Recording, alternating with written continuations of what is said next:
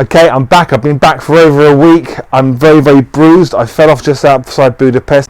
As you can see, my bike is behind me, up on a lift, because I'm doing some work to it. It did come down. I fell off it at 50 miles an hour after a car pulled out on me. So it's got some insurance damage that needs to be sorted. But the car came off worse. It came off a lot worse. And you know, we're all okay. I just had a miserable night in Budapest with a big swollen hip. I was walking around for 24 hours with like a childbearing hip. We were gone for 16 days. We did 3,700 miles. We probably on average did about 1 to 2 mountain passes per day. The big ones like the Transfargarrasan, Stelvio Pass, Furka Pass, Großglockner. I hope I'm pronouncing that correctly.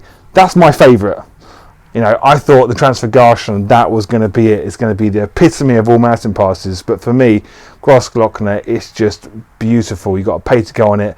Got lots of footage of that. Now, so please enjoy it. If you really like it, please subscribe. Click on the bell notifications so you don't miss the future ones. Because I'm going to put a day by day of the actual trip. So you can see how many hours we're riding each day. What the route is exactly. Just in case you might want to follow it, because it was an absolute blinder of a trip. All this video is a showcase of showing you the highlights of the trip. Stick around, watch this video. You're going to like it, you're going to love it. I've got some fantastic footage with the 360 camera and the drone.